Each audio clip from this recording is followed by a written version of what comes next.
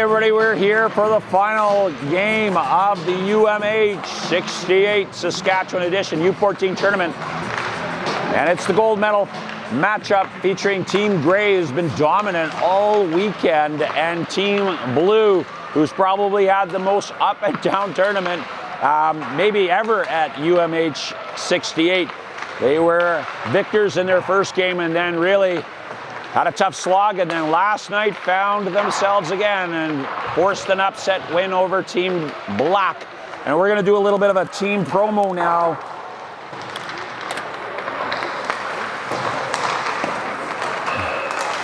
And so moving forward, we're just going to go straight into our game setup. And of course, these teams coached by some pretty impressive talent. Jason Gordon, the Team Grey coach, is the head coach of the Yorkton Kinsman Maulers U18 team, and Ryan Keller, no stranger to people here in the Saskatoon area, is the head coach and general manager of the U18 AAA Contacts. Both men actually in the city, also having the opportunity to do some schedule meetings with the entire league, and of course some success for the league this year at the national level with the Regina Pat Canadians winning the national championship.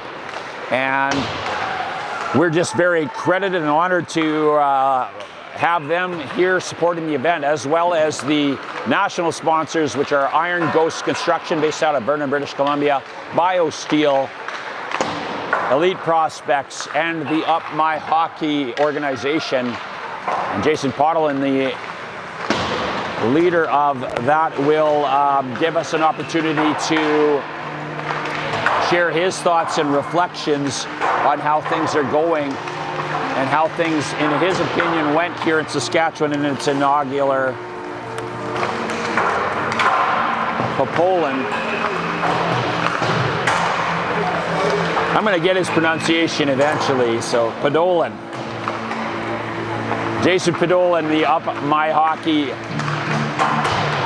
director and the national director of the event, and we're going to get his comments later on in there, and we're going to hear him. He has promised that he is going to come up with the all-star selection announcements here and the announcement of the Sidney Crosby winners. They do that one right before the gold medal game, given the fact that many of these teams, especially the teams that played previously in the bronze medal game, Team Red and Team Black, likely to be getting on the road. So we're going to have a little bit of an extra add-on to the start of this game.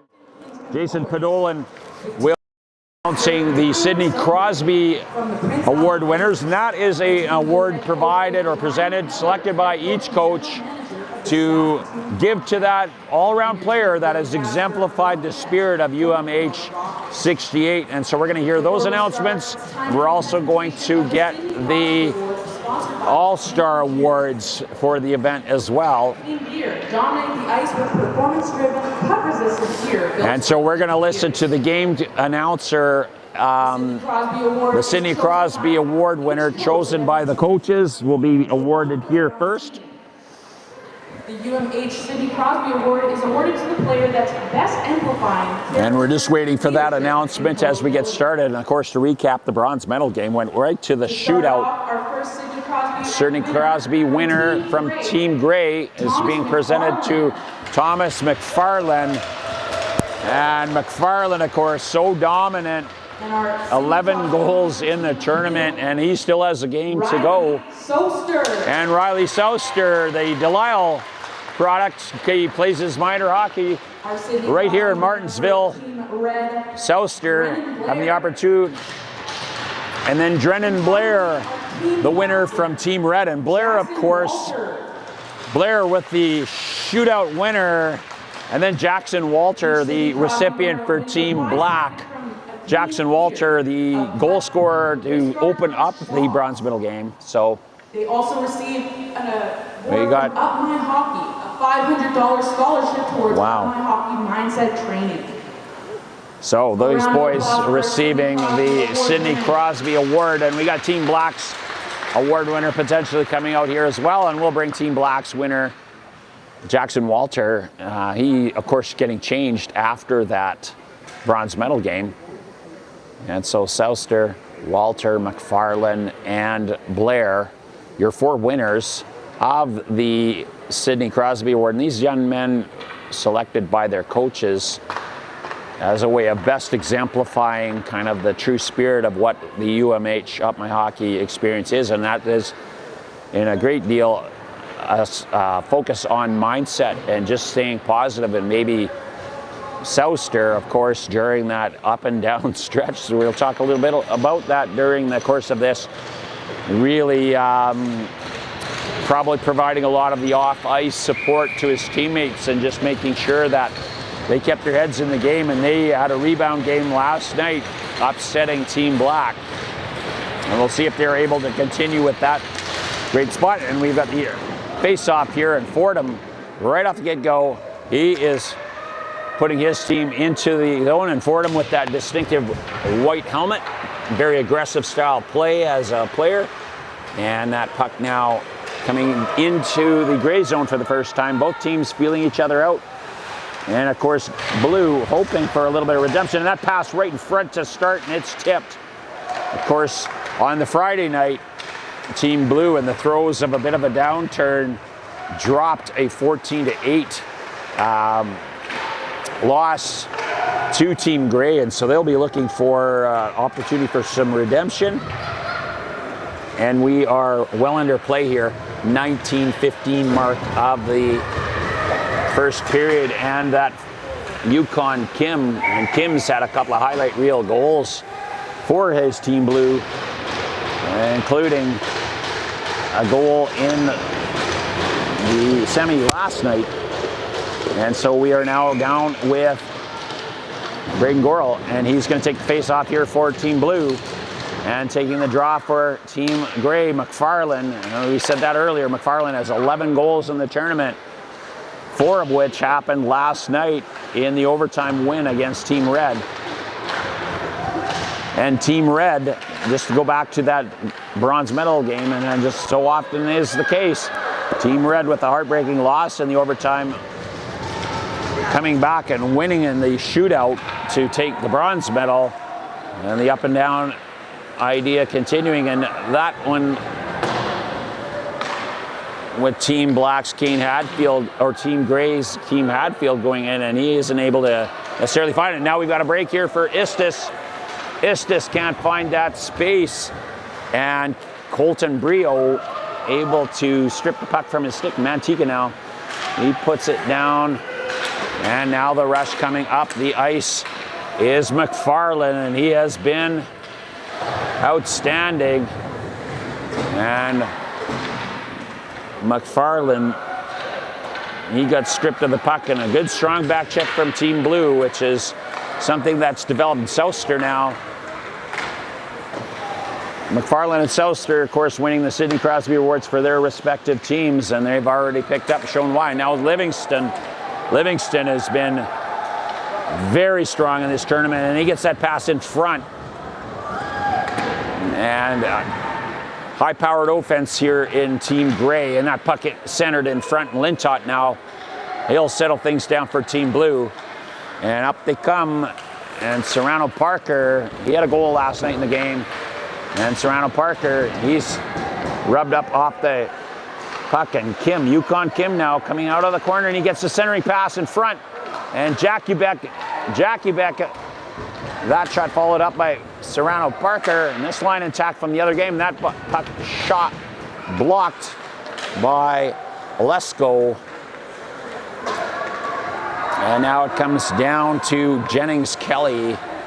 And Kelly, he puts it in deep, and we're getting a push by Yukon Kim in, and Schmier, he finds his partner, he gets it, and it's out. And Markowski, the top scoring defenseman in the tournament, Markowski, and Lee, he is down here low. Lee feeds it in front to Jackie Beck. Jackie Beck now, Parker Serrano out, down to Kelly. Kelly across to Pilling, and that puck now off the side of the net, and Parker Serrano, Team Blue, enjoying a little bit of offensive ice pressure, and Kelly now And that puck staying in. Kim continuing on, and Serrano Parker. And he uses his low center of gravity to hang on to that puck. And now Team Grey gets a little relief with the line change, and Fordham passes it up to Markowski. And Markowski,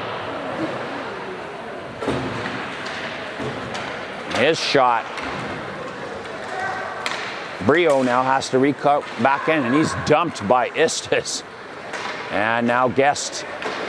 And Guest finds the ice, and he's knocked down to Keith. And Keith getting knocked by Cardinal, and there are all kinds of bodies flying here now. And that puck centered in front, shot on net, and in front there with the side open net, and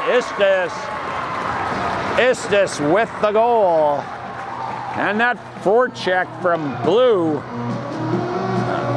comes up big. Gorel providing the initial forecheck pressure, and that comes right across the goal mouth, and Istis with the goal. And so with 15:22 to go in this gold medal match, it's Team Blue drawing first blood.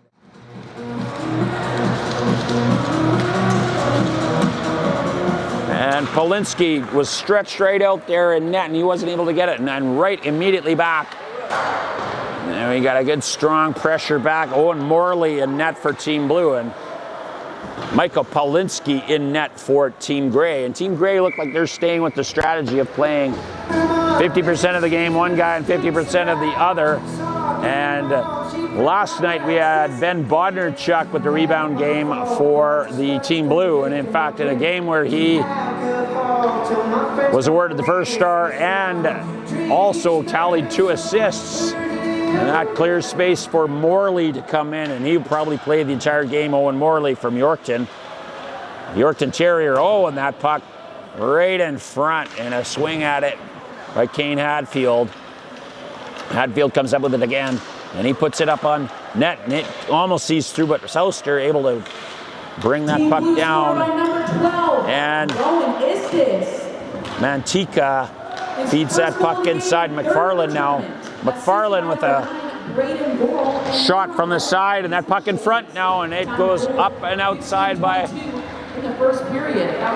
Hadfield, and Hadfield has to come back and do some back check now. Nate Lintott, and another collision there, another contact, and Lintott gets it into the corner. Jakubek picks himself up off the ice after getting knocked off his feet there, and Jakubek and Parker Serrano.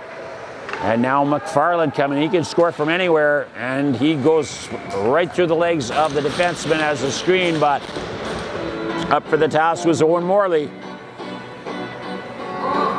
Let's go to the beach, eat, let's go to the way. Say what they're gonna say. Have a drink, drink down the Bud Light, back, and we were unable to do the roster, just with some of the announcements done here, so just going through. Team Blue have represented well with the following defensemen. Playing defense for Blue was Keaton Keith, Jennings Kelly, Owen Grant, Sam Clausen, Colby Holland, and Kiefer Pilling, all on defense for Blue. And the defenders for Team Grey this game, Carter Schmier, Eli Mantika, Kieran McGee, Colton Brio, Blake Olesko, and Zach Markowski. Those are your defensemen. We'll announce the forwards in a little bit here. That puck in front, and right there on the doorstep. And that puck coming around, and all the bounces seem to be going Blues' way, but up goes Jun Lee. He's got Livingstone with him. Livingstone, and that puck right in the gut of Owen Morley. The goaltenders already announced for Team Blue were Owen Morley. And this game being backed up by Ben Bodnerchuk, and the Grey goaltenders, Micah Polinsky getting the start, and Noah Eben, he will be doing the backup.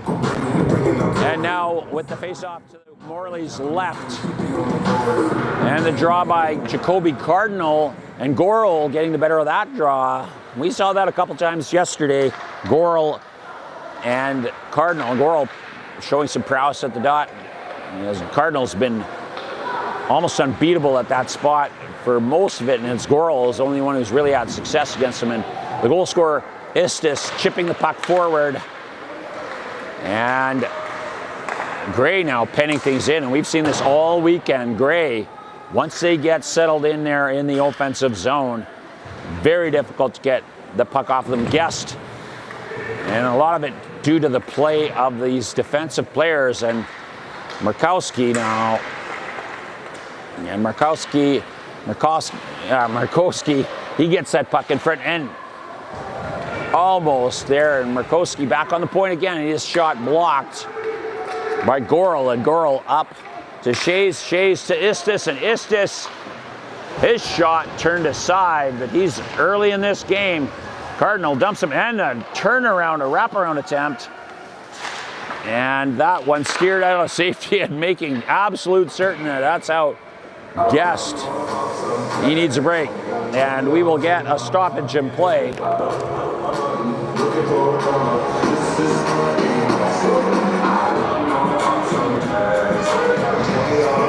And we here at UMH-68 are grateful for the incredible support provided by Boston Pizza, a local sponsor. Not only are they fueling our players with meals at the banquet, they're also keeping our coaches energized with lunch during the event. Boston Pizza, great food, good times, and proud supporters of youth hockey. And back to the action here.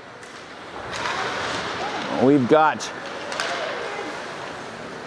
Riley Souster, and he's muscled off the puck, but Souster's back up again. McFarland coming out of his own zone now. McFarland up to Featherstone, and he's going to make the line, and he is stripped of the puck, and it goes all the way back to Mantika. Mantika's shot turned aside by Morley, and Pilling there at the side of the net keeps the puck out of harm's way. And that puck centered in front. Nobody there to pick it up, and down comes Lintott. Lintott, nice pass. He was able to see Holland, but Holland pinching up. Now nobody back for Team Gray, and that stick breaks. We've seen that a couple of times here. McFarland's stick ends up shattered in the corner, and Jun Lee comes out in his place, and that puck's brought down Holland now. And Holland looks like he's favoring a leg. Maybe that was just him just cruising in, but change of personnel. And we've got the line pairing of Clausen coming out, and Serrano Parker taking the draw here. And that draw won by Jun Lee.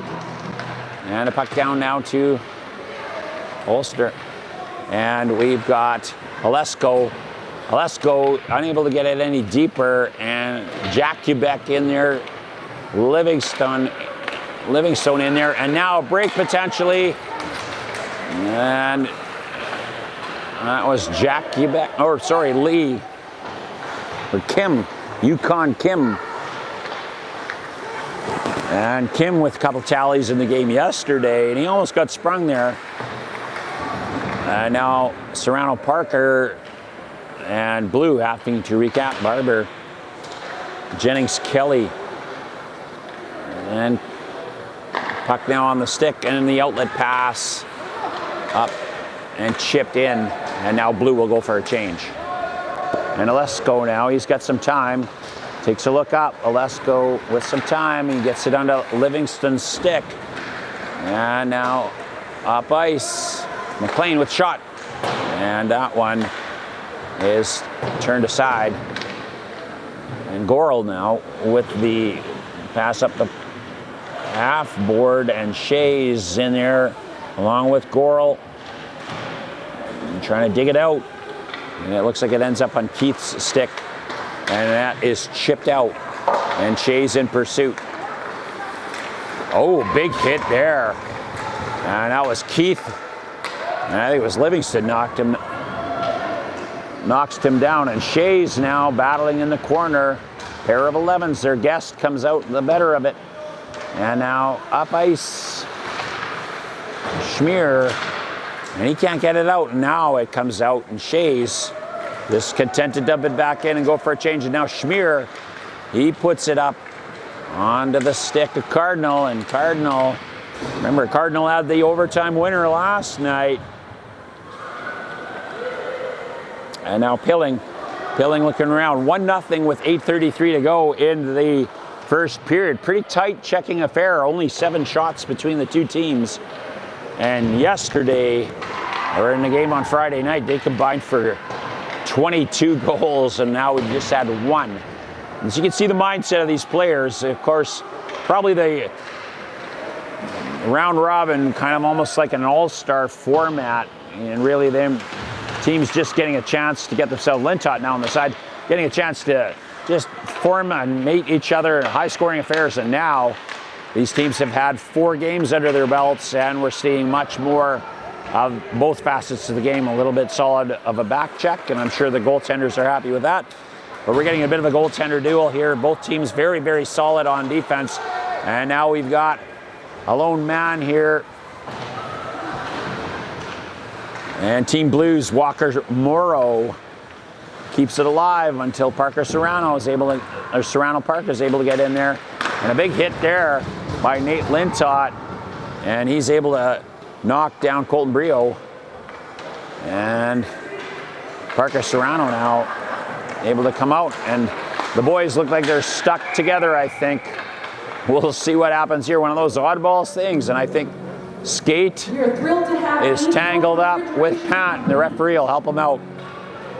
On board as a sponsor for the UMH-68 Saskatchewan, helping to provide healthy snacks in the dressing room so our athletes stay fueled and healthy. And we get that sorted out here. Trach Power Skating, local edge and power specialist here, are one of the sponsors. Speed, precision, and edge control. Trach Power Skating is where serious players sharpen their skills. Proud sponsors of UMH-68 Saskatchewan. Trach Power Skating, because power skating changes the game. That puck centered, and it's found by Hatfield. Hatfield's, and the puck turned back in Mantika now. Kim and Mantika battling for it in the corner. Kim centering pass. And it comes back to Hatfield. And puck sent in now by McFarlane. In on the pinch there, Featherstone, he gets it into McFarlane, and Owen Morley able to get that and keeps the puck out. Only the 8th shot of the game so far. 6:39 to go in the first frame of this gold medal game. And as you'd expect, a tight checking affair. These boys want their chance to lift that cup at the end of this contest, and nobody's willing to give an inch, and we wouldn't want it any other way. And that puck careening around off a couple players now, and Clausen getting the opportunity to get it up ice. And calling for it was Jackie Beck. And Jackie Beck, oh, now that one, he might have gotten away with there, Team Gray, as Parker Serrano Parker ended up down.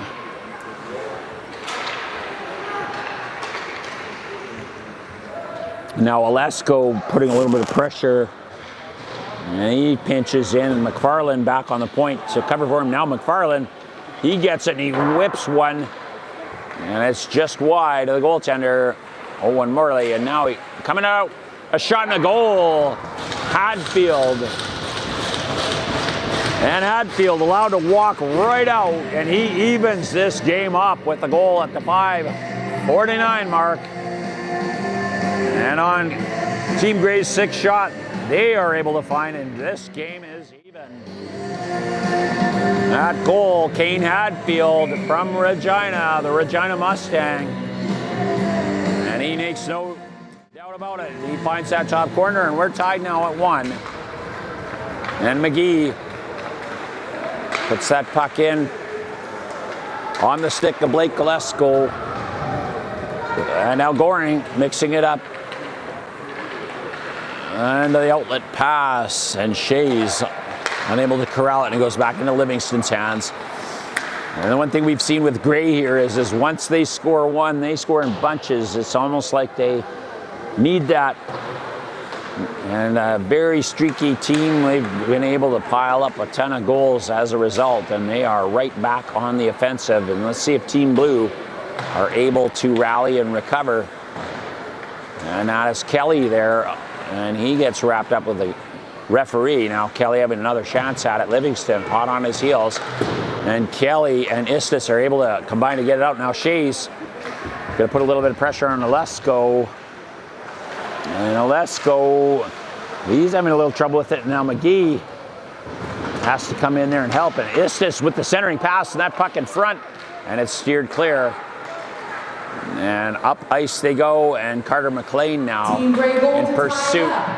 He's first of the game, And that puck number 10, whistled down with a high stick. assisted by number 17, Thomas McFarland. Time of goal, 5 minutes And McFarland picking up an assist on that goal, and he adds to his tournament totals. by number 17, McFarland. At the end of the game, we're going to hand out our Games Grit and Grind Award, and it's presented by Weatherspoon Realty. Looking to buy or sell a home? They are ranked number 2 in Canada for homes sold, and whether you are upgrading, downsizing, or buying your first home, trust the firm that delivers results, Weatherspoon Realty. And back in on the action here, that puck brought all the way down into the gray zone, and that'll go for an icing.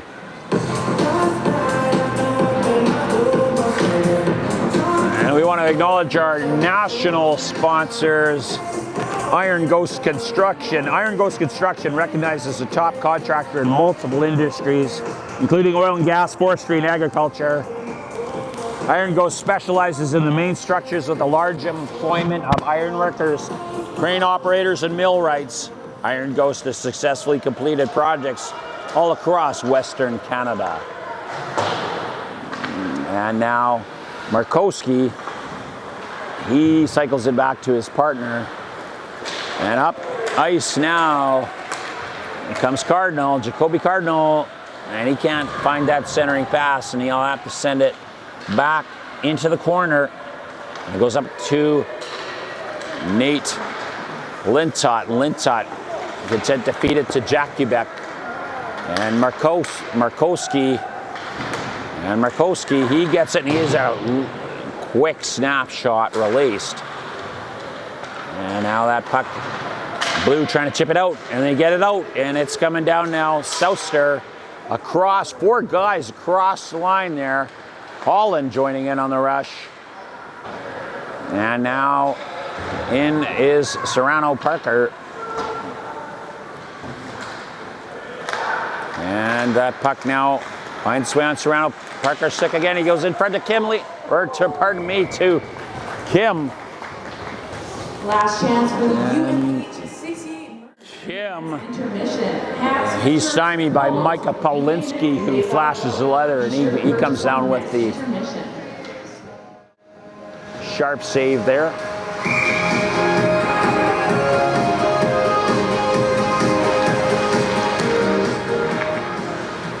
And now we've got Featherstone able to separate the puck, and McFarland, he's coming in, and McFarland is to Hatfield, the goal scorer.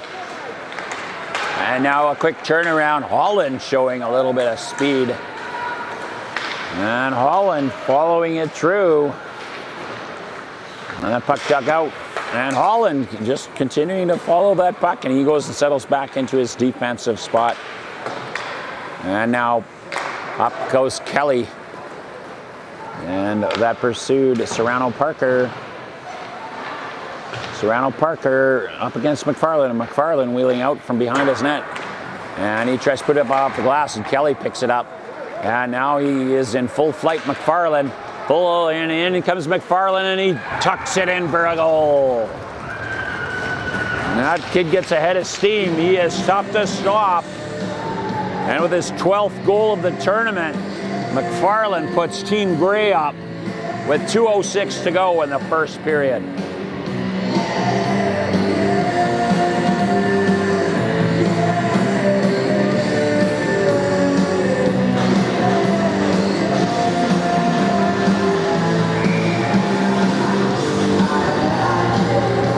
All right, 2-1 the score stands now, and Goro will try to win the draw. A pair of 9s there at the face-off dot, and he does. Now we'll see if there is an opportunity to even things out. Istis, the goal scorer for Team Blue, puck temporarily on his stick, and now Istis again. He's coming in. He wants to get another goal here. He centers it, and Jun Lee up to the task. Istis still remaining with the puck on his backhand. Gets it to Shays. Shays and Lee. Lee bodies Shays off the puck, but Gorel is there to pick it up, and now Clausen just sends it in, and it's a tip in front. Istis. Now Blue enjoying a little bit of offensive pressure time here.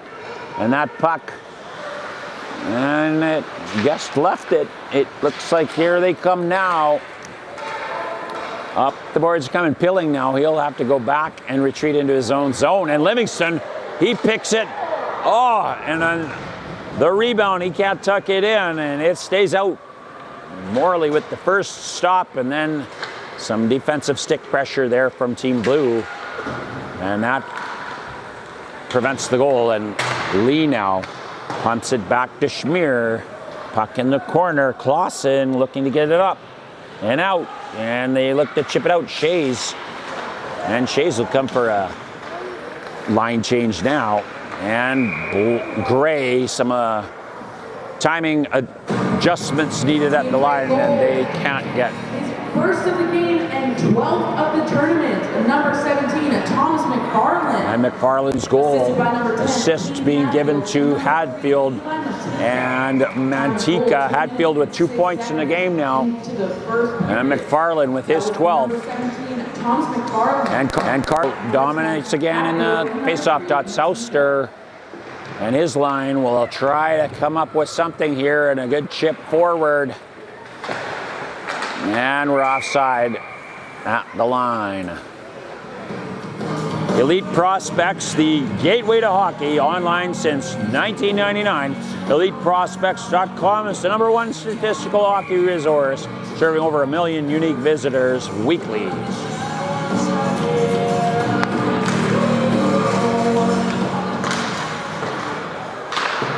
Puck shot in and picked up and stopped by Paulinski.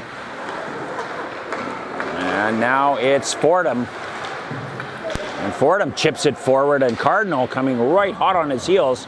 Jacoby Cardinal circling out. Cardinal and his shot.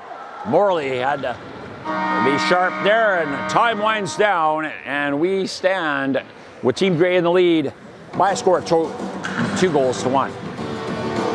Stay tuned for the Period 1 scoring summary. These two teams combining for 22 goals in the first game they faced each other. And now tightening things up here.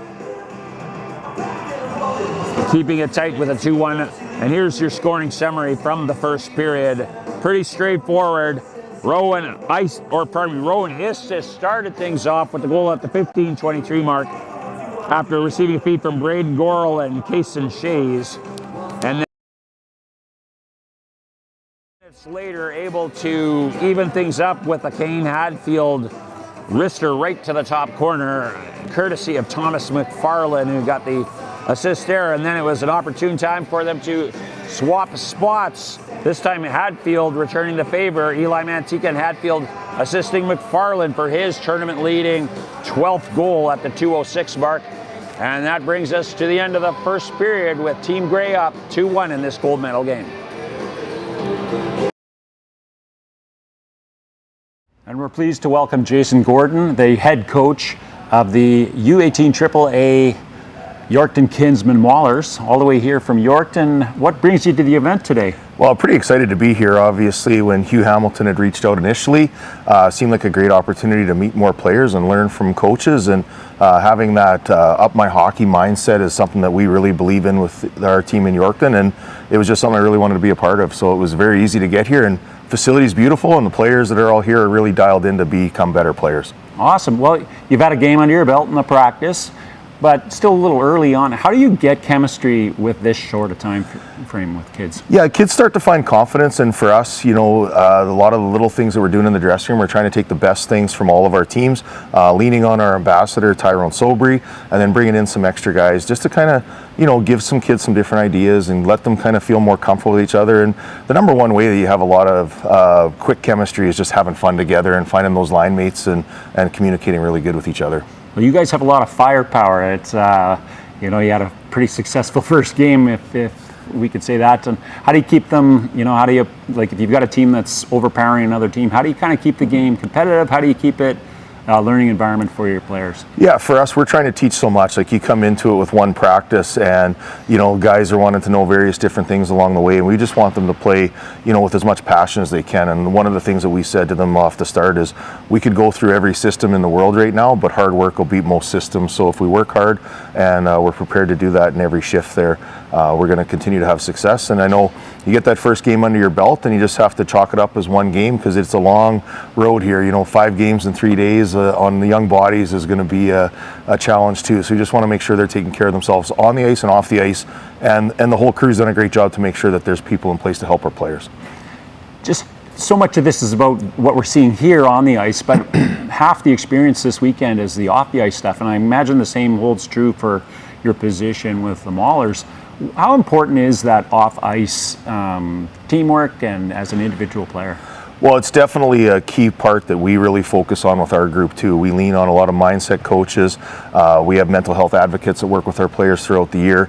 We want to make sure that they're taken care of in their billets throughout the hockey season too. So the off-ice part really translates to the on-ice part so much. So, you know, when we go through things over time, a lot of the coaches in our league very coach similarly. I've heard that from many coaches over the years, that a lot of the stuff, there's no secret sauce. It's just a matter of, you know, applying it into the game situation and ensuring that our players have that mindset to play hard. So when you talk about the skills are a big part of it, and I know Courage Bear mentioned it last night at the player banquet, is, you know, if you could spend money in June and July on getting your mind in the right place, it's going to translate alongside all the work you're doing with skills. Excellent. What kind of advice do you have for players, you know, the ones that you coach in a regular season, and these guys, about what they do during the summertime? What are some things that they can do to become better people, better players? Yeah, you nailed it right on the head. That's the number one thing, that the promise that I make to the players that we recruit, is we want to make you a better person coming through our program. And in the summer and looking at things, and we talked about it, I know I mentioned at the banquet last night, there's 68 players here. If you were to pick one team, only 17 would be on it. So 75% aren't going home hitting their goals immediately. So if you don't hit your goals initially through the summer, are you going to get better, or are you going to get bitter? And, you know, for our guys, when, you know, they come into camps in April, you know, they have a mindset of hoping to make the team, and then training through the summer, and then making sure they're keeping up with their training, so that when they hit into the season, they're not looking back saying, man, I wish I would have woke up that day and went to the gym, or I wish I would have, you know, did a little other things along that, instead of maybe staying up late and playing video games too long. And that's a factor, right? Oh, for sure. Maybe one last one. What's the next season looking like for the Maulers? You know, we're excited about the group we bring in. I think, you know, we're going into our league scheduling meeting this evening. So when we go into that, you kind of get everybody in the same room, and all the coaches have dreams of winning the national championship. And those dreams were realized by the Regina Pac Canadians last season. So, you know, we have one of the top leagues in Canada, and we want to continue to have that. So the team that we put together is, you know, right here in Martensville. We've got a few players right here from Martensville that are going to be part of our team. We're a little bit of an older team here right now, and we're a team that has a chip on our shoulder. We want to get to the playoffs, and we haven't been there for a while, and that's the number one goal for us. And last year we didn't hit our goals, so guys that are coming back into the room, they know what it's going to take to try to get to the playoffs, and the new guys that came to our program, they're going to get pushed so that we get there. Thanks a lot, Jason.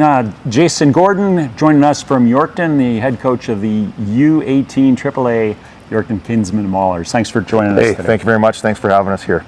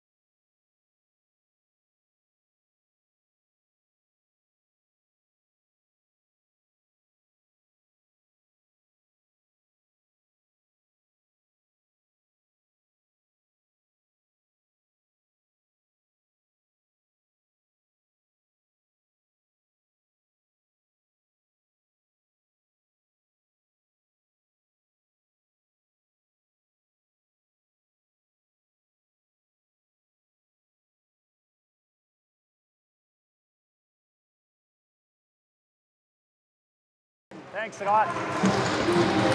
All right, back here in action again in the start of the second period. And we said this in the earlier broadcast, but we've just been so impressed by all the families and the whole experience. What you're seeing on the broadcast, of course, are always going to be the on-ice portion, but UMH-68 is so much more than that. It's the off-ice sessions that we've had with our guest coaches and with our presenters. We had a great informative session on the role that player agents can have, and Jason Podolin had a session on mindset. We've had nutrition opportunities and some athletic testing and some contact down there, but just a fantastic weekend, and we really appreciate all the positive comments on the feed. Alvin here has been fantastic. I just have one job. All I have to do is talk. Alvin does everything else. He's been doing the he's been doing the replays, he does the game feed, and he has been assembling all of those great highlight reel videos too. So make sure you get an opportunity to take a look at that shot right in front. But hats off to Jason and his organization for running an amazing event here, and what a wonderful facility to host this in here, the Martensville Recreation Center. Just an achievement for a community that has been one of the fastest growing in the entire province, if not Canada, for a number of years. And so just impressive to see what the community's been able to put together and be able to host an event so comfortably like this. We've got to say that during this gold medal showcase, and we are looking forward to getting some comments from Jason in the second intermission just to talk about his impression on what this format has looked like in its first ever time here in Saskatchewan and what might possibly be available in the future. So thanks again to everybody for watching and tuning in here. We of course have so much action left and a very tight game here in the gold medal matchup. Remember that we are going to have individual player assignments, and there is even an all-star team announced. And so we've seen a number of the boys from teams black and red.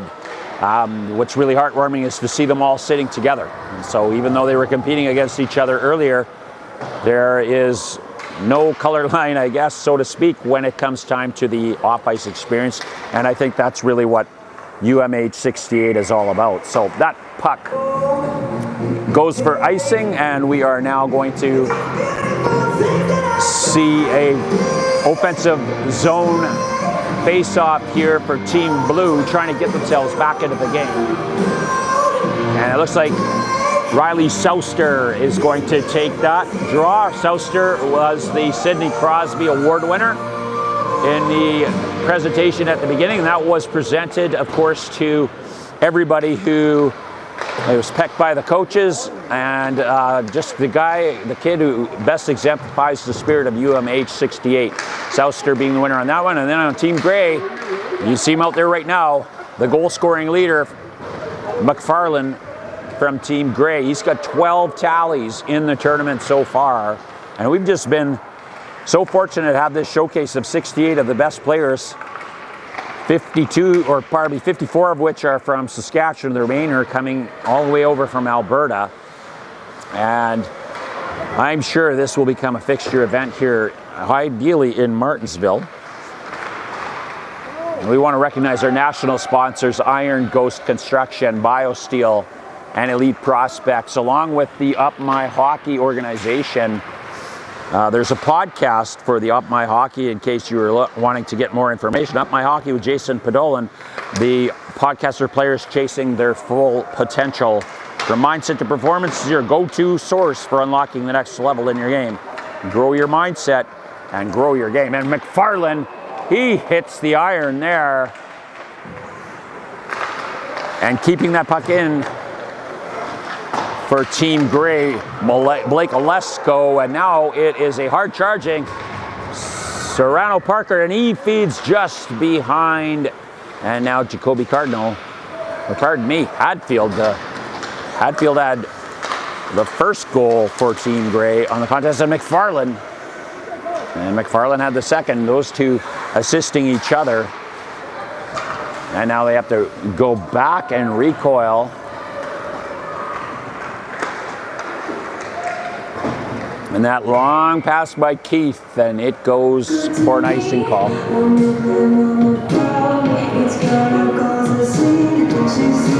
And they all the way back now into the blue zone to the right of Morley. A-Cane Hockey is the silver sponsor of the event here. A-Cane is providing a prize pack, as mentioned, to that Sidney Crosby Award winner, the award chosen by the coaches. That prize package on display for most of the tournament. They would include socks, wrist guard, like wrist protection guards, anything that you can imagine A-Cane is able to provide, and our players are going to have access to merch from them at a discounted price until July 1st. Serrano Parker running into Schmier. There's a one-time code used for the UMH-68 group, and that's the discount code, actually UMH-68. And that's valid till July 1st. And they get a 25% off rates if they go to A-Cane to get their hockey supplies. And they are a silver sponsor, and we're happy to have them involved in our event this weekend.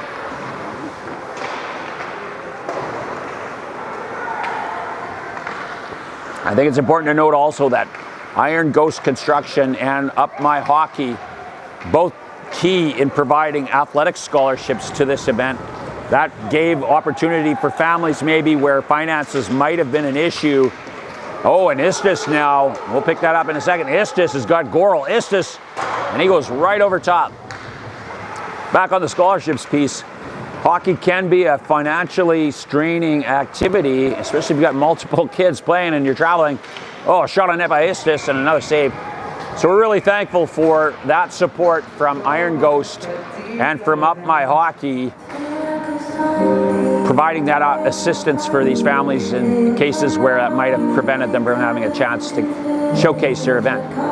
Now on the ice, Livingston, and Livingston having a tournament himself. He's played very well. Mantika settling back there into his defensive spot. And a couple of other guys filling in. Olesko, who's been partnered up with Mantika for a good chunk of this, and Lee, he's taking the draw, and it looks like he's up against Souster, and Souster wins this one.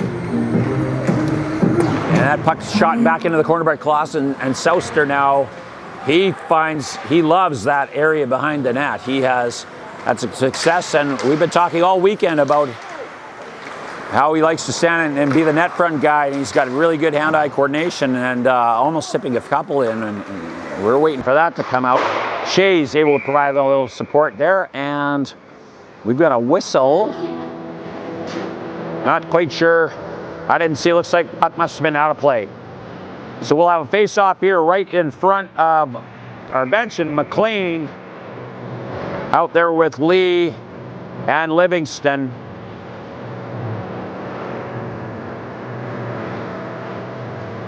And McLean and Istis, he's just checking to make sure that board front coach, Jason Gordon, that guy does it all. He's administrator in Yorkton, and he's head coach of the Yorkton Kinsman Maulers, and he's doing a little bit of repair work there. Penalty for Team Gray and number 5, Colton Brault. And Colton. Also penalty for Team Blue and number 9, Brayden. And a couple of Brio and Goral are both in the box, one from each side, just a little bit of roughing at the end of that period. And the officials done a pretty good job here. This is a development opportunity for them too. Slap shot from the point, and that was Clausen. Now Souster, Istis and Souster very comfortable in around that net going, and now we've got Holland with the shot, and that cuts to the puck in front, and the wrap around there. Lintott again, another shot at it, and he hits the post. And Lintott scores. Wow, he just stayed on that the whole time. Lintott, I don't think anybody else saw the puck where it was, and for about a 10-second time span there, Nate Lintott seemed to be the only guy who kept his eye on the puck, and he is rewarded. And I think that's his third goal of this tournament. And it's a big one. That draws his team even. You know, sometimes you just got to stay with them. They don't always have to be pretty. They just got to be in, and that's another one up for Nate Lintott. Now Serrano Parker, he's in there with his line mates, Walker Morrow And Nate Lintott hoping to get on there again. Morrow now. And Morrow looking for some space, and Markowski is able to steer that out harm's way in the corner, and a shot in front, and Lintott almost getting another crack at it. Holland will circle around now, and Holland still with the puck. He gets it in. He's going to follow it. He's done that a few times this game so far. And Holland still with it. And now he is separated from the puck by Markowski, and Markowski able to put it in, but a good hard play by Morrow, and now we've got a break, and it's Serrano Parker, and we'll see if he gets in there. And we're going to get a penalty here. And Serrano Parker with some speed, but that penalty may have saved a goal. And so heading to the box is going to be Hatfield. And he really had his hands full there with Serrano Parker. And so with 12:54 to go in the period, Team Blue already scoring a goal to draw even. We'll have another advantage here and maybe get a chance to retake the lead. And so Serrano Parker, who drew the penalty, gets a little bit of power play time as a result. Goes back to Pilling. Pilling stretches that puck out and gets it back to Serrano Parker. Serrano Parker looking for an opening. Pilling takes a look. He goes cross ice now. That puck on a Holland stick. Cross ice again. And some movement in there, and that's Yukon Kim. And Kim in front. And Yukon Kim, he's proven ability to shoot and score. He's had a couple of beauties this tournament so far. And that brings up a face-off to the right of Paulinski. Yachishin was in net the last game. Paulinski, and speaking of goaltending, Focus Goaltending has had its say in this tournament as a sponsor. And that puck now put in front, and that's steered clear. Schmier, and that puck stays in possession. Souster picked up an assist on that last goal. Puck down to Kelly, and Kelly now, that puck down to Chase. Chase puts in front, and it's right there. And you can see Kelly working his way down there, trying to get in there, and Lee, little tap on Kelly, the back of Kelly there as he was taking his leave to go for a break. And now we've got, I think this is Keith. And Keith on the power play now. He gets it, and it gets chipped up and in between Keith and Kelly. And now up ice comes McFarland. McFarland with a head of steam, and well defended by Kelly. And Shays now and Kelly both trying to pry that puck loose. And it's Keith who comes up with it, and he goes around the boards, and it's picked up now by Souster, goes across over to Kelly. And Kelly plays with the Humboldt Broncos. And that puck comes down, and the penalty kill time ticks off. Clausen now, and Jacoby Cardinal. He's ridden out by Holland, and Brio. And Brio down low, putting a little bit of pressure on. And now Lintott, he's hemmed in by Cardinal, and that puck comes out. Clausen pops it over to Holland. Holland looking up ice, and he sees Istis. Istis now with some speed chips it over to Lintott. Lintott on his backhand. And Istis. And that puck comes out. And it's on the stick of Jacoby Cardinal. And Cardinal can't chip it up off the boards. And it'll go for a thing. Jacoby Cardinal, we've talked about him a couple of times this weekend.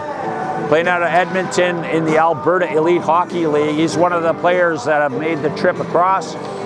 And now at the midway point of the game, Linsky comes off, and Eben back into the game. Noah Eben, another one of the Alberta players. He comes from Slave Lake. I remember Slave Lake.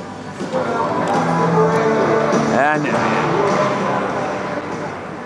he plays for the Slave Lake Thunder out in Alberta, and he will come in relief. And Team Grey the entire weekend have played the 2 goalies per game split, and even playing very well yesterday in the win. I should say. In the overtime win, he faced a number of really difficult shots and was up to the task. And he's got a big goaltender coaches, and the way goalie development is going at the moment, he's going to get a lot of looks just for the size. He's very quick too, but he can cover a lot of ground on the bottom of that net.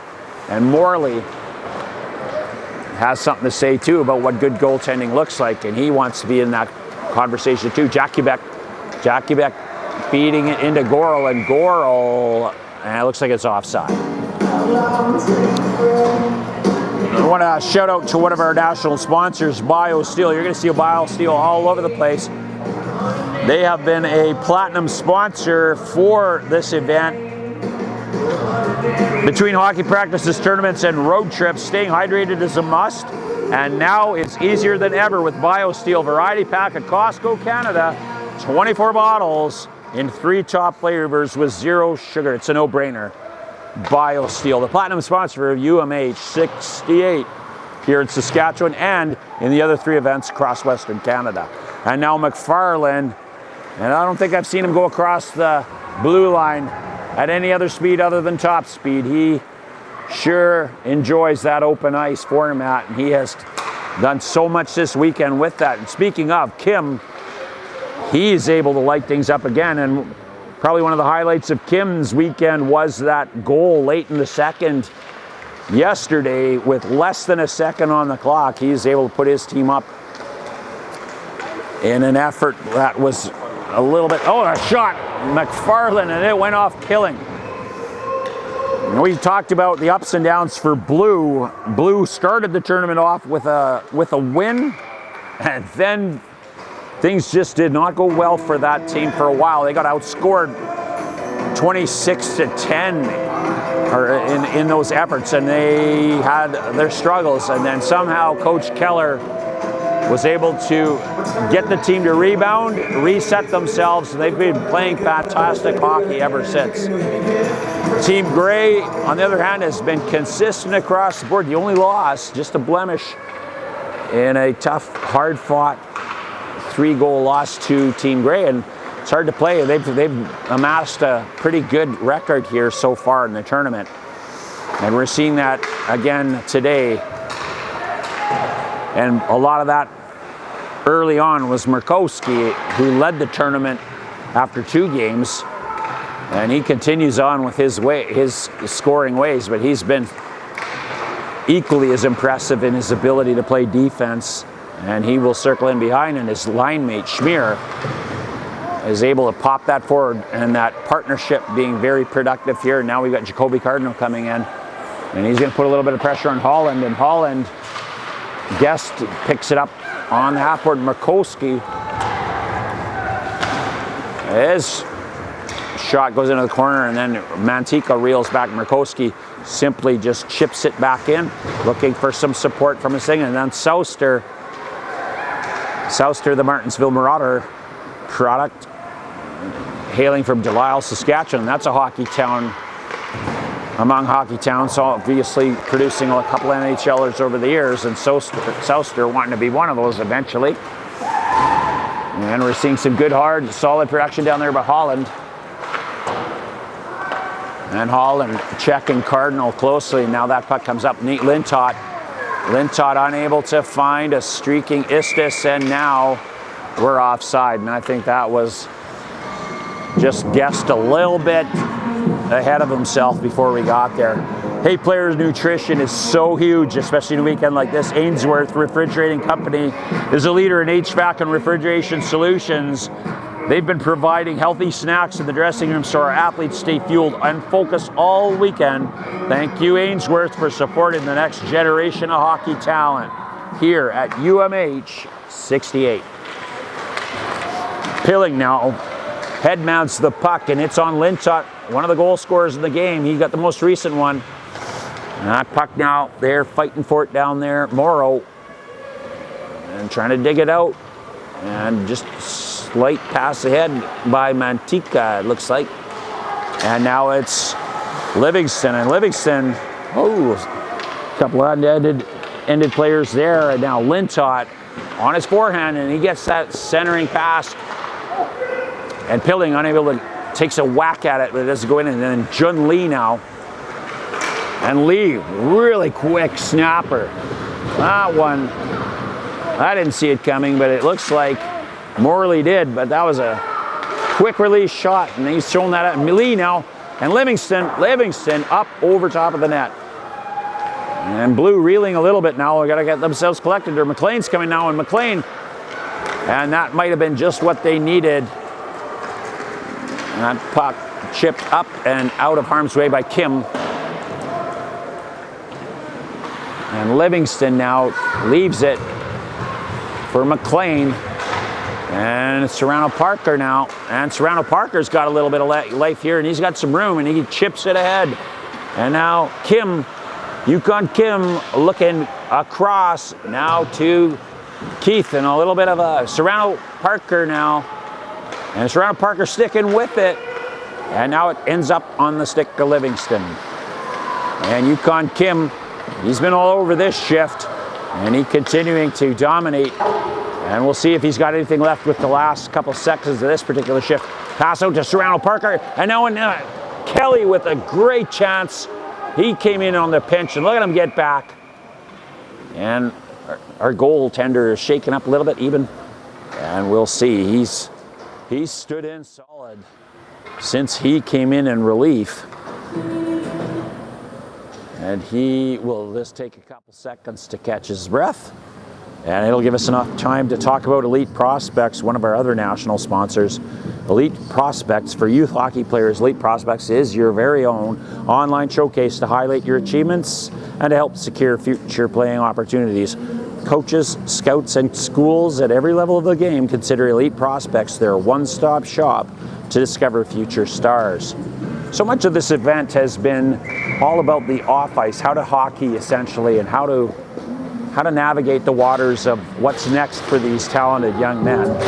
And if you want to get a little bit more insight as to what the whole process with all of these opportunities now available between academy teams and spring and summer hockey and selection camps, and there's a nice opportunity there, and Shay's not quite.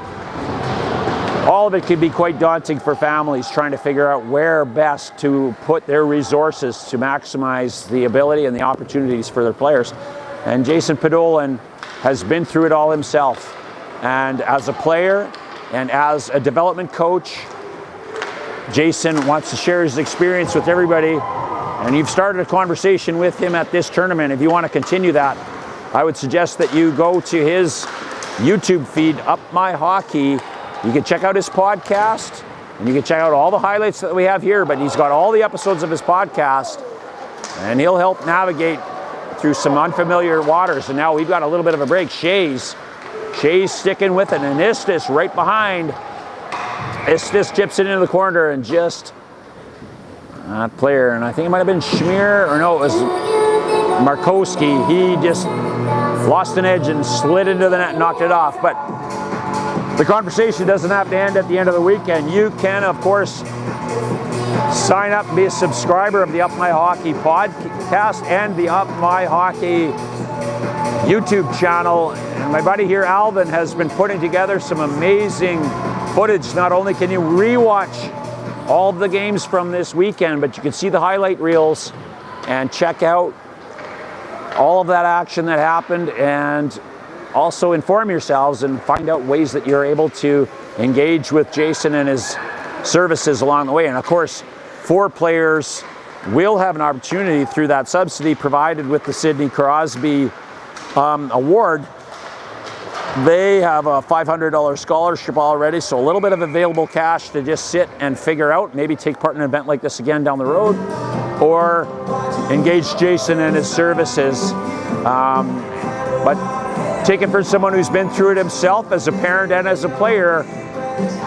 Very valuable resource, and you should take advantage of it. Everything for free on the YouTube channel. You can check those podcasts, and if you want to engage his services at a fee, I'm sure he'll entertain that conversation as well. He was telling me earlier in the broadcast, I asked him what he was up to this summer, and he's got 1 or 2 things he's got to do in this upcoming week, and then he's off to Philadelphia to work with the Flyers in their development camp. So that gives you an idea on the quality of the individual working for Up My Hockey. But now back to the action. 2:48 to go in the second period. We have kind of settled into a 2-2 tie. Shots on goal 16-12 in favor of Gray. And we're looking for a break on the stalemate. We highlighted this in the previous game too. This is the 5th game in just a little over 48 hours, and these guys have played an entire season. In some instances, this is the 70th game, 70 or 80 games. These guys are playing an NHL-like schedule spanned over. So a little bit of fatigue is to expect, and there's a goal. I think Yukon Kim wanted to kind of remind us up here, wait a minute, I's still ready to go, and he puts his team up once again. And a little bit of life back into the game, and Yukon Kim seizing the opportunity, gets one past Noah Eben. That's the first one that Eben's given up. And now Kelly Livingston. What a turnaround for Team Blue. They just had a heck of a time there in games 2 and 3. Nothing going their way, and now Coach Keller's got them playing some disciplined hockey. And I think part of that is the accountability piece. Early on, it looked like in those down times, nobody seemed to want to take responsibility to get that game back on track. And since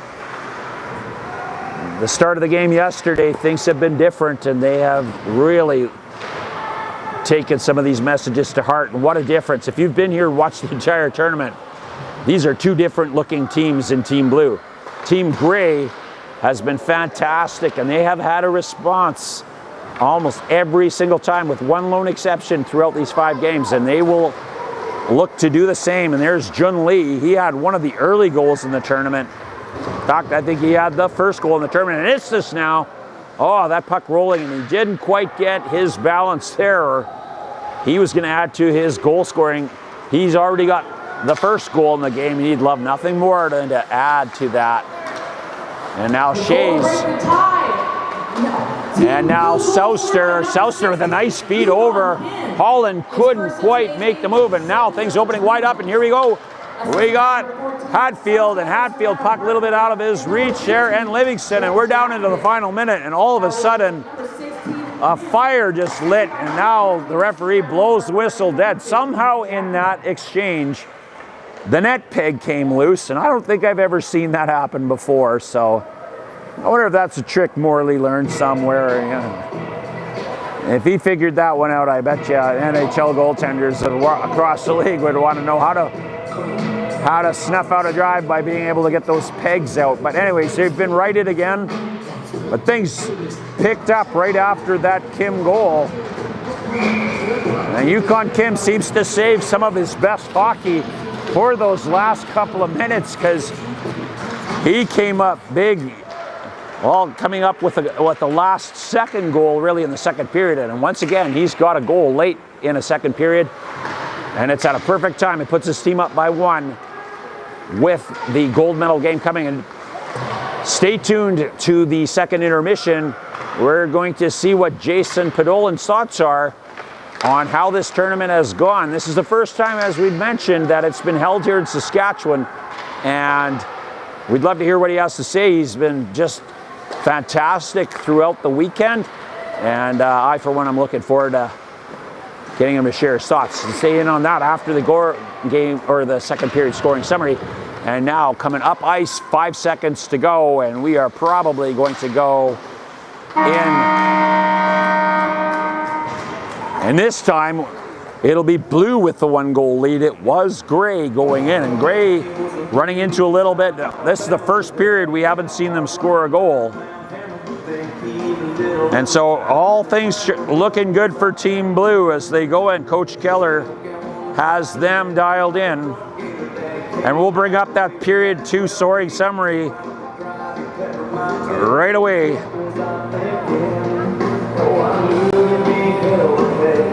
But that crossed my reminder again, the Up My Hockey, where mindset meets performance. Up My Hockey is proud to support UMH-68 players with scholarships because mindset matters change. I'm going to look off of Alvin's scoring summary. Mine isn't popping up here, so you're able to pop up the period 2. So the scoring summary, period number 2, Nate Lintott tracking the puck well early in that period, is able to put his team up.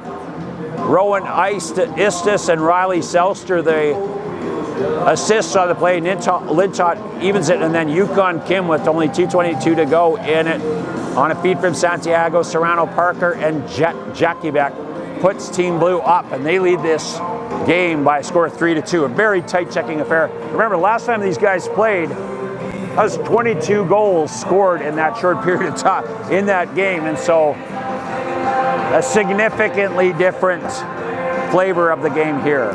Stay tuned, we're going to bring up Jason here.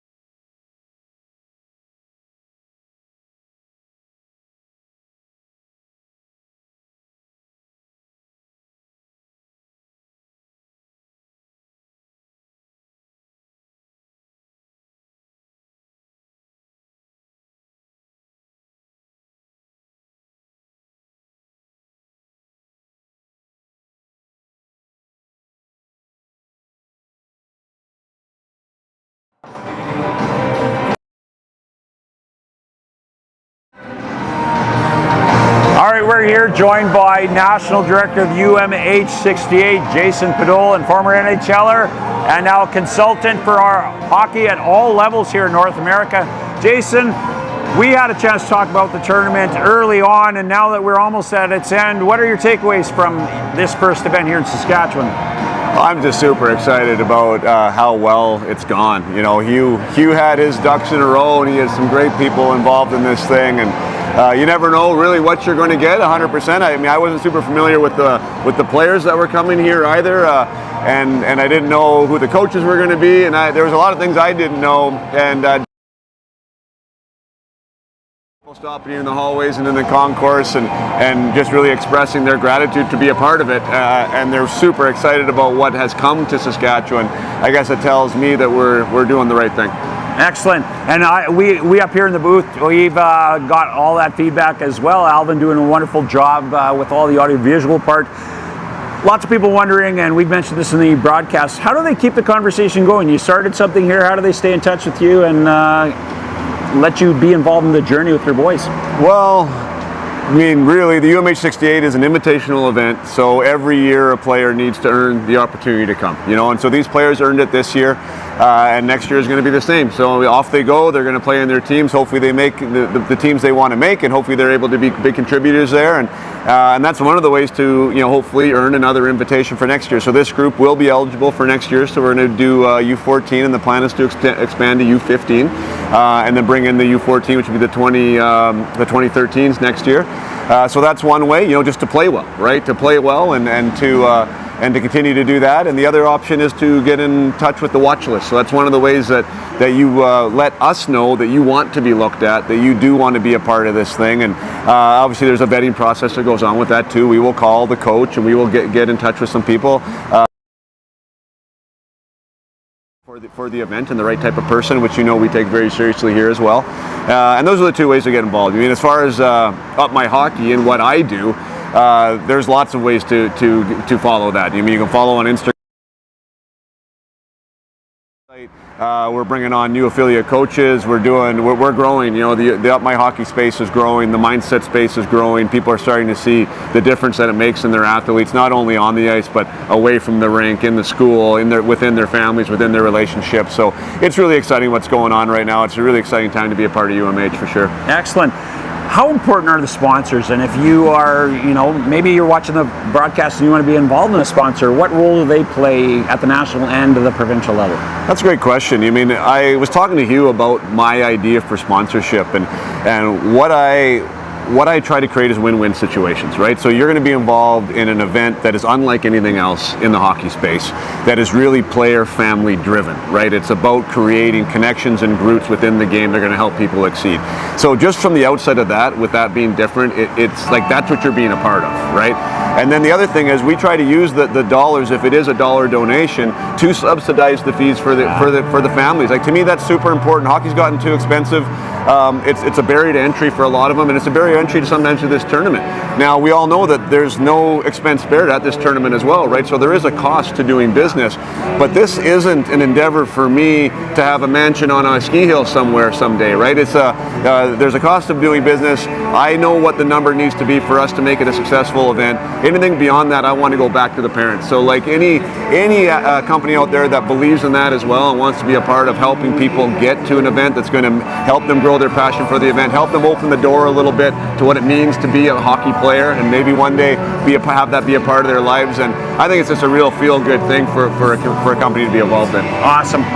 You know, is there anything I didn't ask you that maybe? No, I don't know. I got my blue on. Like, I mean, I think the storylines of the tournament are just fantastic too, right? Like, it happens every tournament. Like in my BC tournament, there was a team that gave up 18 goals in 2 games, and I had never to that point gone into a dressing room before. And I went into the dressing room and I kind of laid it on the line with them. I'm like, this isn't okay. Like, how you guys are playing, the standard here isn't what got you to this event. It's not how you're playing right now, but you can turn it around, you know, and some of the mindset talks that were given, and not only from mine, but from Mike Shaw that was there, and you know, the messaging around the event. It was amazing to watch that team turn around, and they ended up winning the whole thing, which was absolutely awesome. And now here we are with Team Blue, which I think gave up more in 2 games, right? Couldn't keep the puck out of their net. A lot of down faces, right? Not a lot of back checking. Now here they are, up 3-2 in the final against a team that looks really, really hard to beat. So I just love seeing that growth just even over the weekend with the players that are involved here. So, you know, I think the results with everyone getting wins here and there, you know, no one got blown away. Hugh did a great job with balancing the teams, and just seeing the growth from the individuals and the teams as we go through is exactly what this is supposed to be. Well, thanks for taking the time. I know you've been very busy, and you've got some things we talked about earlier that you've got lined up. Just a great event from my end of it, and I'm sure from the families. And thanks for taking time to add Saskatchewan to your pile. It's exciting we'll time. See you next year. I will just add, like, it's not 100% confirmed, but anyone with a female athlete out there in this area, like, that's something that's come at us loud and clear, and it's something that we wanted to do. You know, the female game is growing. It's really exciting to see what's happening with the female side of the game, and there just really isn't enough opportunities for them right now. So, like, from the aspect of what we do and wanting to provide that to the female athletes, you know, if you do have a female player out there and you want to be a part of UMH-68 Saskatchewan or otherwise, by all means, let us know that is something that you want, and we'll make sure to make it happen next year. Great, thanks a lot.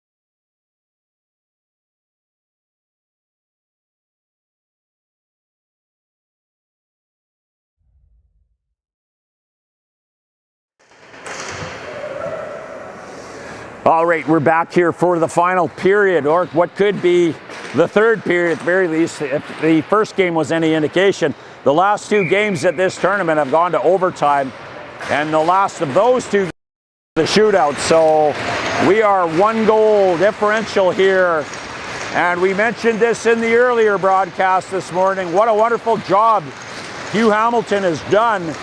He took 68 players, many of which he didn't know. He just had to go off of what he had heard from their coaches, and invited 68 players from a wide area, and he was able to put together 4 evenly balanced squads. And now we've got an odd man rush here for blue. What a back check there for McFarland. It goes off. Oh, unfortunate bounce there, but great action by Serrano Parker. And you know what? You center it that way, sometimes it goes. And for as many goals as McFarland's put in, I'm sure that happens. That's part of the game. And you watch that young man, I'm sure he's got that -1 stuck in his brain, and he's going to do everything he can to fix that. But that puck goes off, and that's the first sort of friendly fire goal we've seen, so to speak, in this tournament. But McFarland with 12 goals in favor of his team is, look at him now, you can see he is determined. But a great start for Team Blue. Coach Keller probably couldn't have scripted that any better. We were back to saying that this likely is going to be a nail-biter finish like we've seen in the last 2 games. And that doesn't come by accident. Coach Hamilton, Hugh, the provincial director, doing a really wonderful job of putting these guys from vastly different areas together. We were remarked on a theme, and here comes Serrano Parker again. A really interesting quirk of the whole system is that the player jersey numbers are allocated based on position and size. And so you see in a lot of instances similarities between certain jersey numbers in their play. And Livingston and Lee, for example, both of them wear number 9. Very similar games. They have scored similar looking goals, great look goals, trying to drag to the center. I don't know whether it's an uncanny ability, but that comes from a really good invitational process and an excellent assortment, and we've seen that with 4 very balanced games here. And that puck now centered in front, and Istis. And you watch, once you see it, you can't unsee it. So many similarities, like Holland, the goaltender, wearing number 6, and that shot from Blake Olesko. 2 opposite side guys wearing the same jersey number, and you could interchange them and you would see very similar. And I saw that with Cardinal and Kershane earlier too, both wearing 16 when Gray was playing red. And I always like anomalies like that, but it's been really fun to watch that whole process turn itself out too. And we're being entertained with really tight checking hockey, and it's just wonderful to see. So back to the action, though. You've heard enough from me. And Istis now, and Shays, and Olesko able to get that cleared, and it looks like it's going to go down all the way for an icing. And we'll see a offensive zone face-off in favor of Team Blue. And as we watched all 10 of these games unfold, just seeing the journey that Team Blue carried out. We talk so much about what's happening off ice, and that idea of the mental game, and Jason Podolin talking about that idea that, there's times where we have to really get after these kids, and in an invitational format like this one, good lessons learned in terms of resilience perhaps on part of the boys in blue, especially the goaltender Ben Bodnerchuk. He had a really tough go, and he came out, and probably the personal growth. It's hard as a parent to watch when your child's struggling like that, but hats off to the families and to the coaches here. These boys have figured out how to get themselves back, and Gray facing that deficit right now themselves. And they had that. Oh, Schmier looked like he maybe had batted it forward, and since it went to his teammate, that gets blown dead.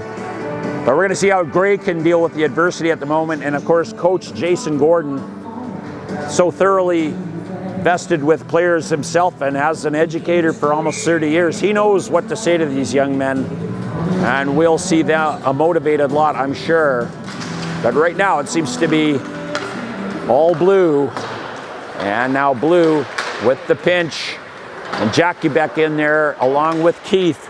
Puck chipped out to Clausen. Clausen pursued by Livingston. That puck put into by Kim. And we get a whistle. And I think that will go back as icing, both teams making a change.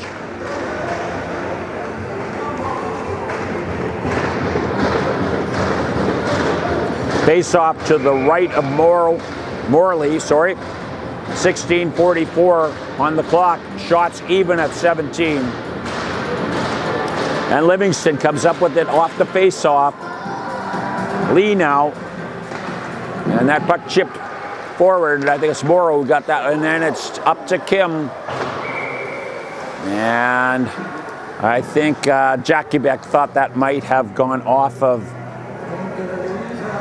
Kim's stick, but ref saw it otherwise, and it'll go all the way back for another face-off, this time to the left of Morley. Team Blue right into this. And they're loving it. And so Livingston out in front. Oh, Lee couldn't quite get the extent of his stick down, and he's wishing he had that one back. It was right in the slot area. Great feed from Livingston. Lee again, now he's got an opportunity again. Lee takes another swat at it. Livingston in behind and another crack at it. Livingston and Lee. And it looks like McLean out there and just all over Owen Morley. And Morley does what he needs to do, keeps that puck out. And we got a player pile up there, and it's dug out now out of the corner. Looks like McLean to Livingston. Livingston unable to find any room there. And that puck back to Brio. Brio to Livingston. And a one-timer off there, Livingston. Blue in tough here. They need a change. And Blue looking to get that out. Livingston won't let them out. And now the puck comes clear. And Mantika, we get one defensive change. Holland able to get on. And now that puck comes up, and we're going to get a too many men call, I think, or is it out of, we'll see. I didn't see a hand up, but Coach Keller, based on his reaction, he's not pleased. There was a pileup of blue jerseys there, and that puck got shot in there. And in a game so tightly contested as this one is, we're looking at somebody's going to have to go to the box, and it looks like it's going to be Jackie Beck. Jackie Beck to serve the penalty. Bench minor for too many men. And Istis takes the draw. Rowan Istis with a couple of tallies this tournament. And he's in taking the draw. And Holland now, Guest in there with Holland, and the pickup is McFarland lurking. Puck now down to Olesko, and he puts it back in, and McFarland in front. And that one very nearly, and now we get a clear. And Hatfield now, he'll turn and he'll go up, and he's contested by Istis. Puck knocked off the stick, and it's put in by Gorel. Gorel and Istis will now go off for a change, and out comes Shays. And Shays putting a little bit of pressure on McFarland, but he easily finds a head mount up to Featherstone. Featherstone now chipped up, and Olesko, he will get it in deep, and that clearing attempt up off the netting. And both teams, well, just Gray making a change, and out come a new defensive pair, Kelly and Clausen. A 1:03 to go in the power play, and 14-15 to go in the game, with Blue holding a 2-goal lead.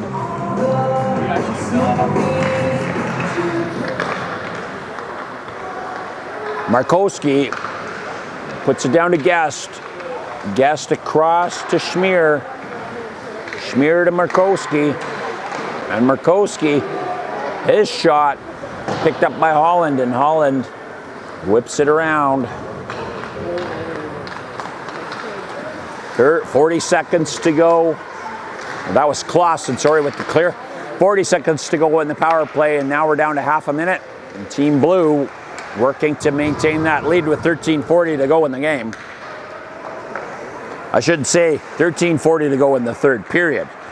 Doesn't necessarily mean that that's where the game's going to go. Markowski now, he comes in with a head of steam, and Kelly is able to sit there and just ride it out there. Jennings Kelly able to fix that and continuing the defensive stand here as 4 seconds wind down, and we're going to see Jet Jakubek out. And will we be able to get him freed up? Almost be able to chip forward. Jakubek comes to the bench, and Serrano Parker, he goes in now, and he's got some speed. He's got Schmier, and Schmier just uses his body, and Serrano Parker unable to come up with the puck, and now it comes up to the line and out. And it'll be Cardinal, Jacoby Cardinal, and he comes off for a line change. Livingston now out there along with Lee. Livingston picks it up at the blue line. He knows where to get a puck, and a shot right on Morley. Owen Morley makes his 19th save of the game. 12:34 to go.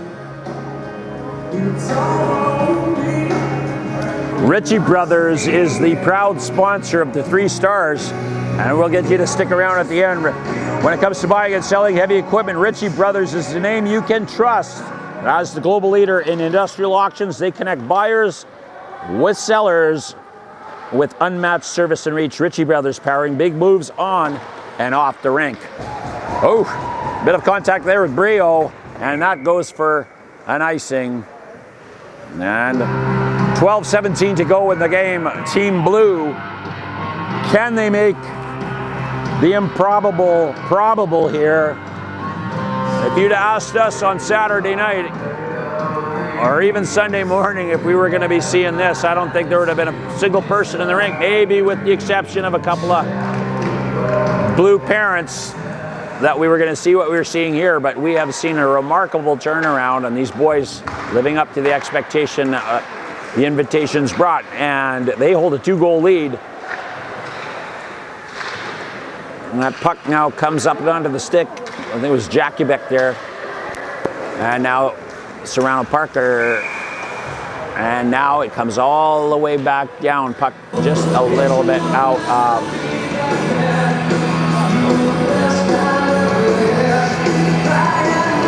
Every game in the tournament has had a game grit and grind award. We talked with Owen Grant earlier in the broadcast, and he showed up with a cast on his arm, and he, if you were observing, he's not playing in this game today, and although he's cheering on his Blue teammates, he's sporting a cast on that left arm courtesy of the Jim Pattison Children's Hospital.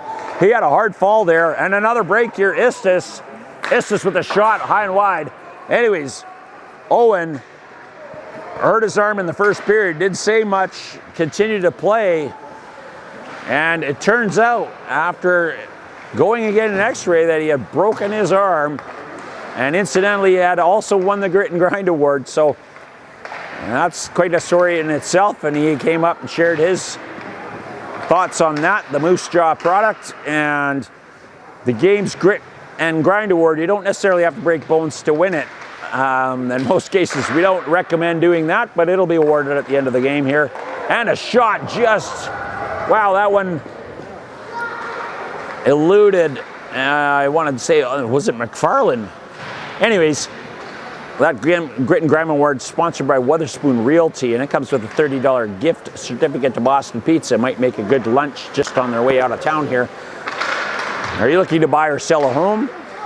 Go with the number 20th Realty Executive ranked worldwide seller and number 2 in Canada, whether you're downsizing, upgrading, or just buying your first home. Wow, some contact at the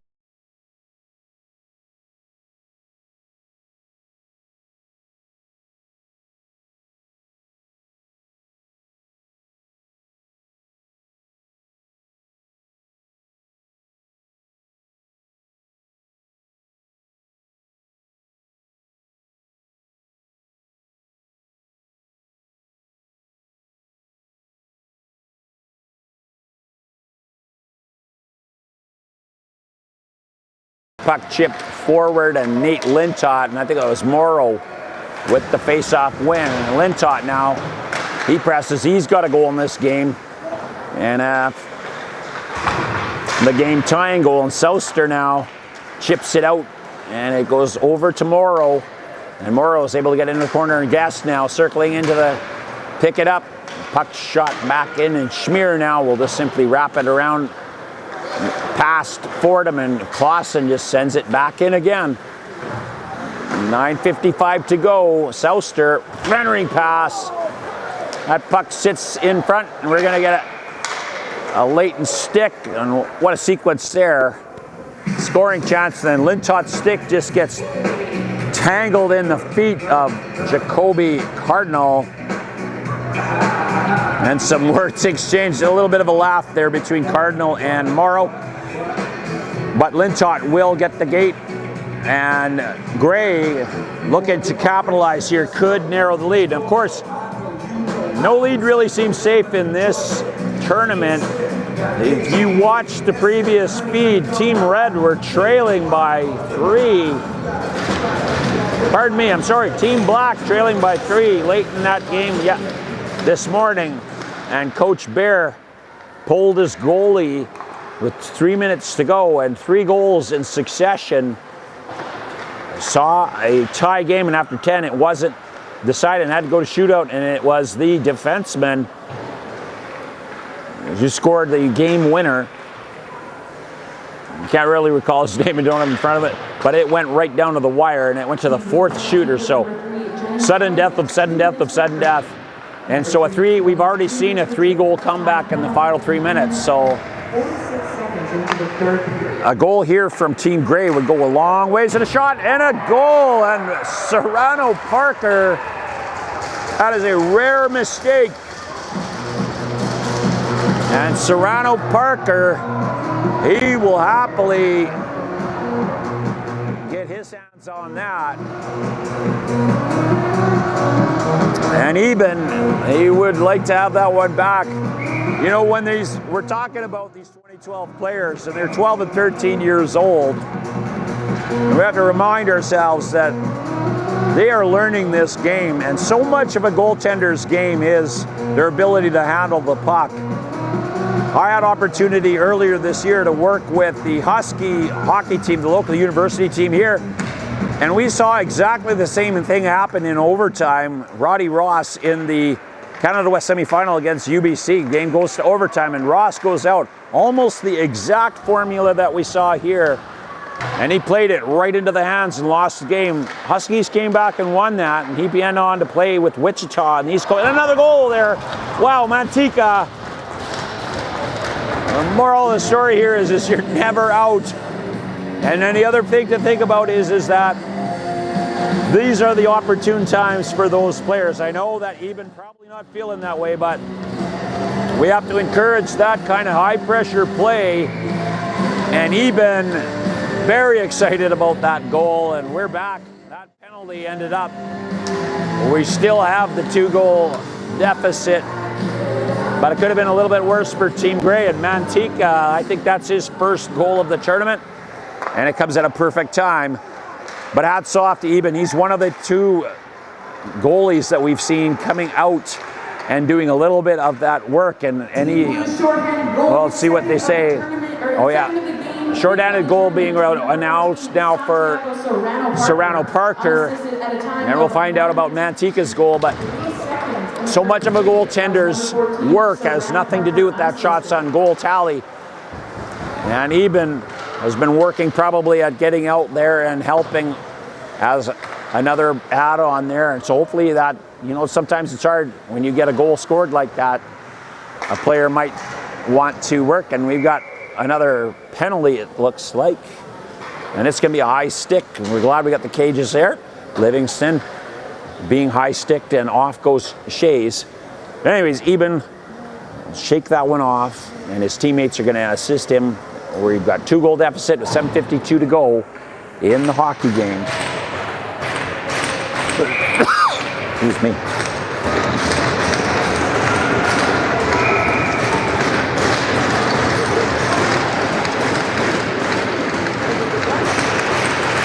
And Team Blue rallying, reminding that they've got a fairy tale ending here if they can hang on, and they want the penalty killers to remember that puck right out in front. Cardinal and Jacoby Cardinal. We've talked about this. I've talked about this all weekend. His ability to win face-offs.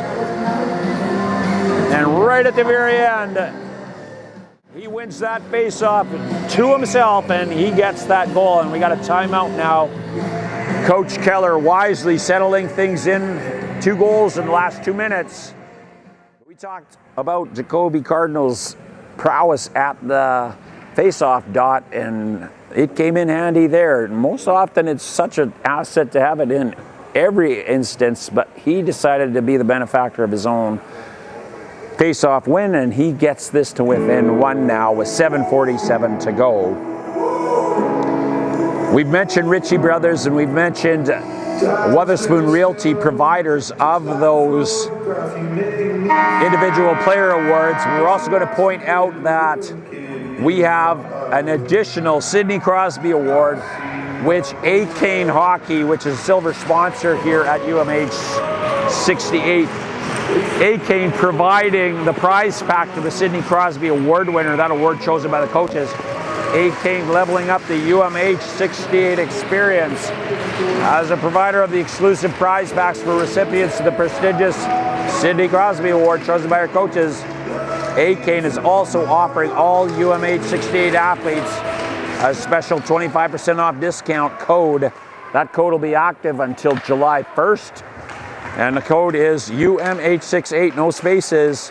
You go and shop now at A-Cane. Get that information. So A-Cane, supporter of UMH68. And Jacoby Cardinal's goal now being his 4th goal of the tournament, and it was unassisted. And a Lesko there, and now a break up. Nate Lintott hanging on there, looking for a centering pass. Lintott centering pass, and he draws a penalty. There's a slash here, and I think the slash came on Morrow. But great patience by the young winger. He feeds that over to Morrow, and Morrow is infracted upon. And Team Blue now, having just killed a penalty, will go on the offensive and see if they can't get that 2-goal lead again. And Serrano Parker's got 2 markers in this game, and he'd love nothing more than to get a hat-trick goal and seal it. Yukon Kim has also factored in, and so a little bit of a potent attack here now for Team Blue. Coach Keller, maybe Coach Keller's timely timeout there maybe came at the perfect time. That puck just grazing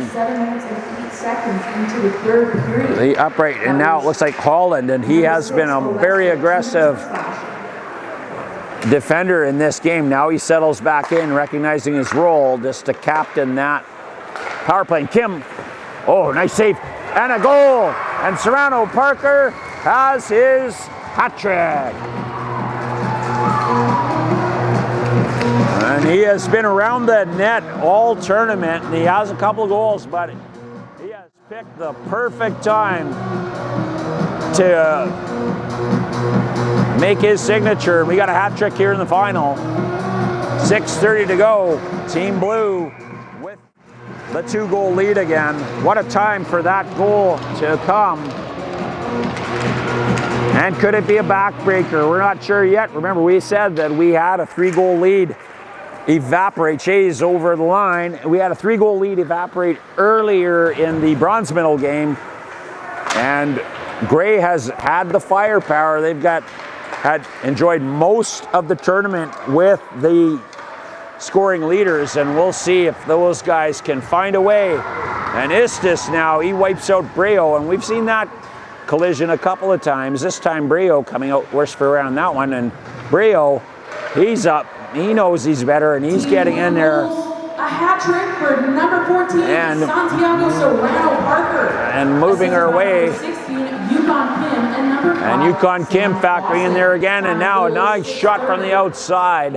Hadfield. Didn't miss by much, and now I think the message is just get that puck on net. See what happens. They're in their puck right in front.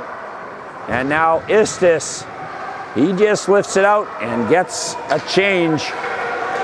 And we've got Coach Gordon also calling his guys in. He's still got a timeout left in his back pocket. And he may wait that one out and use that in a timely thing. We saw that yesterday with Coach Courage Bear as well, or this morning.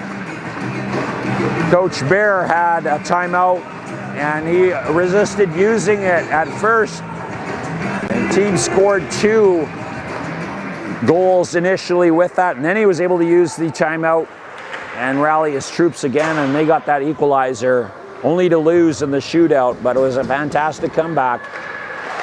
2 goals now separating these teams.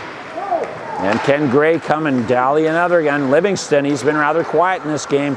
And we get a puck there to McLean. Lee now in front, and Livingston just can't get his stick in the place he needs it. McGee content to fire it back in here again. And that puck now on Livingston's stick where he wants it. Livingston on his backhand, looking, reels to his forehand. Back to Livingston. Livingston now, oh, he almost had inside leverage. He's looking for anybody open at the moment, and he's also wanting to get himself into that prime scoring spot that he's enjoyed so much.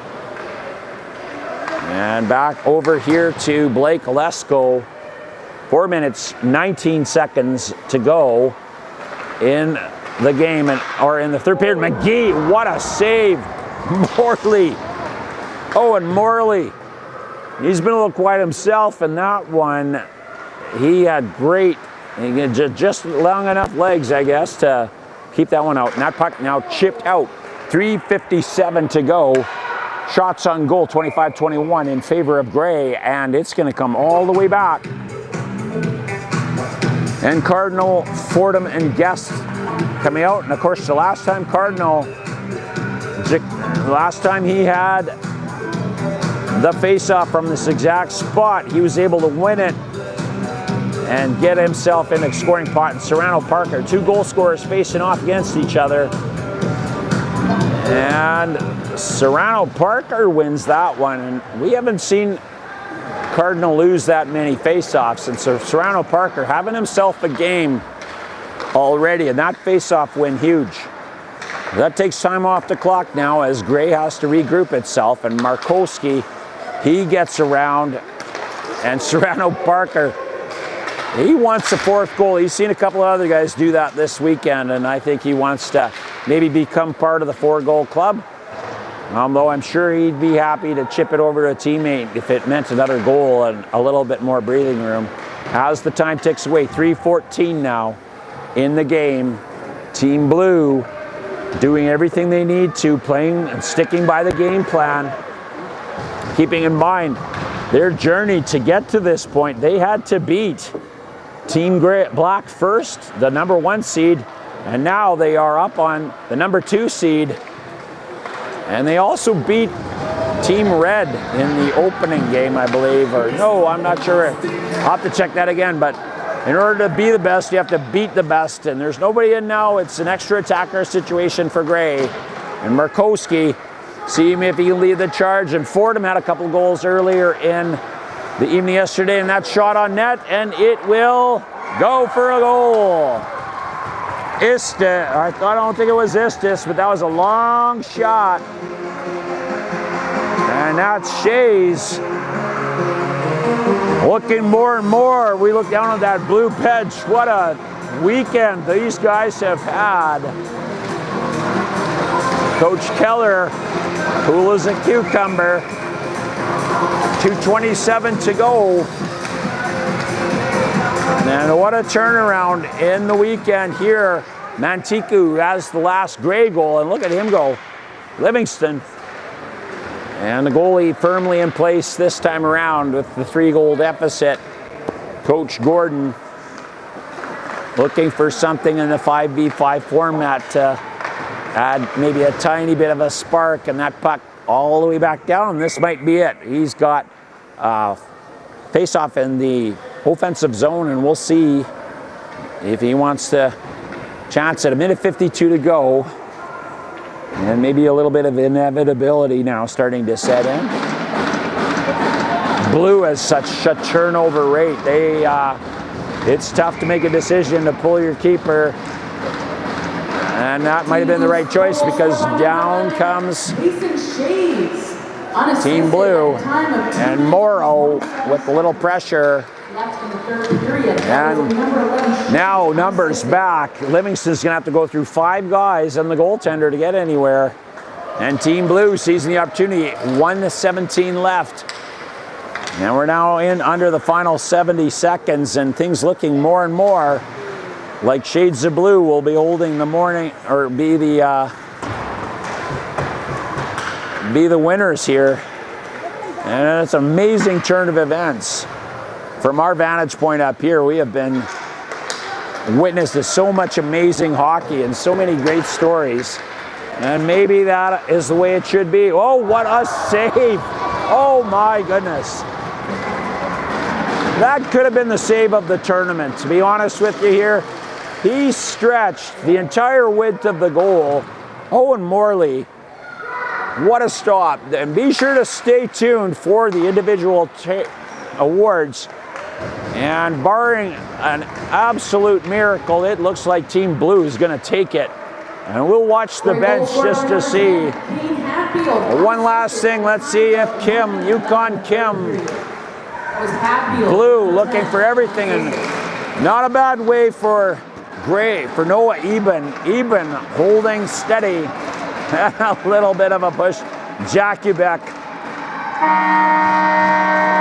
bit of a compete, and they are going to give that. Look at Grant. Hold your feet, be careful around that boy. Grant out joining his teammates. Bodnerchuk, the other player, didn't get on there, but both of them playing a pivotal role. And wow, coaches shaking hands. They've had a great time. As have we.